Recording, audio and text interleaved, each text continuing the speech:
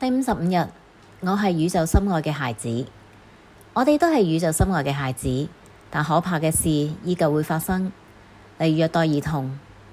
據說美國有30%嘅人口喺童年嘅時候都曾經受過虐待，呢啲唔係咩新鮮嘅事。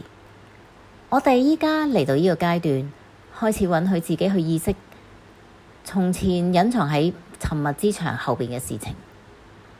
呢啲嘅沉默之牆正喺度崩毀，因此我哋可以開始改變啦。而改變嘅第一步就係覺知。對於經歷過悲慘童年嘅人嚟講，我哋嘅心牆同埋盔甲都係好厚同埋好堅固。儘管如此，喺我哋每個人嚟嘅內心深處，嗰個匿喺心牆背後嘅孩子，只係想得到關注，想要被愛，想要被如實咁樣接受，唔需要有任何嘅改變。無論以往發生過乜嘢，喺依家起，請允許內心嗰個小孩成長茁壯，令到小孩明白自己係深深被愛住㗎。練習肯定語，我可以放心地成長，我係安全㗎。